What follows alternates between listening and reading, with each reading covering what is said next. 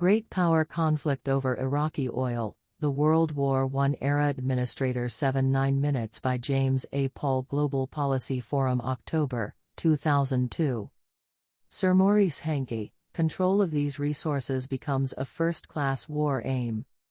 During World War I, 1914-18, strategists for all the major powers increasingly perceived oil as a key military asset, due to the adoption of oil-powered naval ships, new horseless army vehicles such as trucks and tanks, and even military airplanes.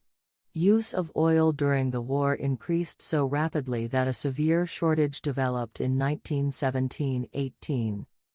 The strategists also understood that oil would assume a rapidly growing importance in the civilian economy, making it a vital element in national and imperial economic strength and a source of untold wealth to those who controlled it. Already in the United States, John D. Rockefeller, founder of Standard Oil Company, was the world's richest person.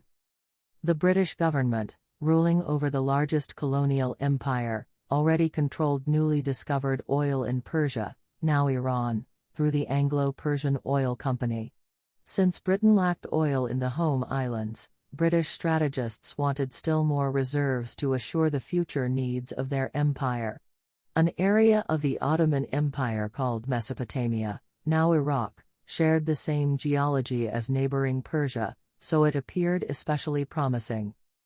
Just before war broke out in 1914, British and German companies had negotiated joint participation in the newly founded Turkish Petroleum Company that held prospecting rights in Mesopotamia.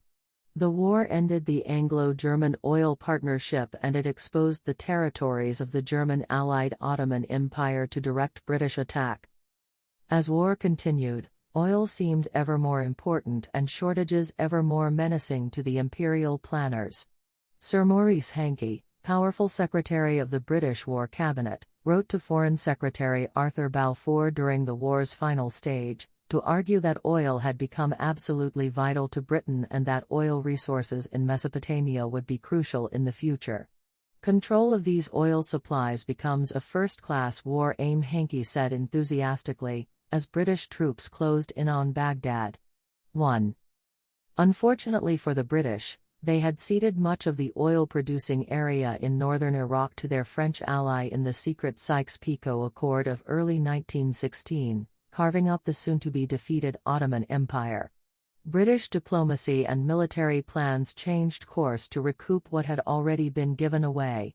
In August 1918, Balfour told assembled prime ministers of the British dominions that Britain must be the guiding spirit in Mesopotamia, so as to provide a key resource that the British Empire lacked. "I do not care under what system we keep the oil," he said. "But I am quite clear it is all important for us that this oil should be available."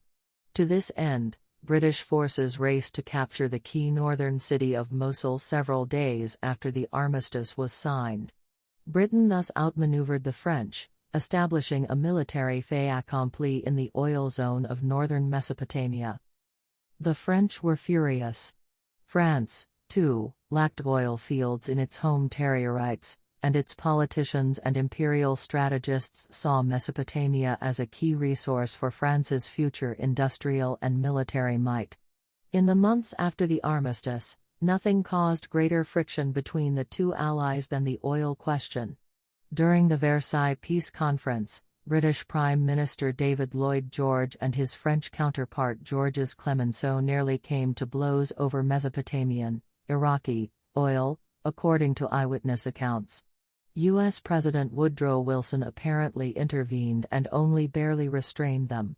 Finally, in the secret San Remo Agreement of 1920, the two rivals agreed to give Britain political control over all Mesopotamia, in return for France taking over the German quarter share in the Turkish Petroleum Company. All this before a drop of oil had been discovered in the disputed territory. The French government was not satisfied with its secondary role in world oil, fearing the might of the big British and U.S. companies. In an effort to strengthen and liberate France, the government in Paris set up the Compagnie Française des Pétroles in 1924 to take up the French share in Mesopotamia, now a British colony renamed Iraq. Further French legislation in 1928 referred to the company as an instrument to curtail the Anglo-Saxon oil trusts and to develop Mesopotamian oil as a strategic resource of the French Empire. The uneasy settlement between the British and the French did not end the great power dispute over Iraq's oil, however. The United States government and U.S. oil companies were furious at the Anglo-French agreement, which left nothing for them. Before the end of 1920, following the company's strategic prompting, the U.S. press began to denounce the Anglo-French Accord as old-fashioned imperialism. In Washington, some talked of sanctions and other measures against these ungrateful recent allies. Relations between Washington and London cooled swiftly, and a young State Department legal advisor named Alan Dulles III drew up a memorandum insisting that the Turkish Petroleum Company, TPC, concession agreement with the dismembered Ottoman Empire was now legally invalid and would no longer be recognized by the United States. Soon London bowed to this transatlantic pressure and signaled that it was ready for a deal that would give the U.S. a fair share. In response, Washington told its major oil companies that they should act as a consortium in future negotiations. Walter Teagle, chairman of Jersey Standard, later Exxon, the biggest U.S. company, took the lead role as negotiator for the consortium. Thus began lengthy secret talks in London. No oil had yet been found, but prospects had brightened. In October 1927, the British exploration team under Darcy hit a gusher, proving oil reserves in large quantities near Kirkuk in northern Iraq. In July 1928, the quarreling parties finally reached a famous accord, known as the Red Line Agreement, which brought the U.S. consortium into the picture with just under a quarter of the shares and an agreement to jointly develop fields in many other Middle East countries falling within the red line marked on the map by the negotiators. Throughout this phase, as in all later phases of Iraq's oil history, major international powers combined national military force, government pressure and private corporate might to win and hold concessions for Iraq's oil. The defeated and dismembered Ottoman Empire and its defeated ally Germany lost all oil rights they might otherwise have claimed. At the same time, the three victors of the war, Britain, France and the United States, shared out Iraqi oil among themselves on a basis of relative power.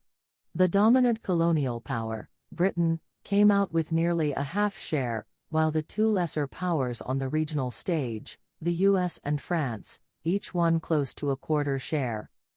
Darcy, who discovered Iraq's oil, died a poor man, while Calouste Gulbenkian, the crafty businessman who had put together the company, managed to extract a 5% personal share, making him one of the world's richest men. For, the people of Iraq were not consulted, nor did they derive any benefit from these arrangements. 1. As cited by Daniel Yergin, The Prize, New York, 1991, p. 188. 2.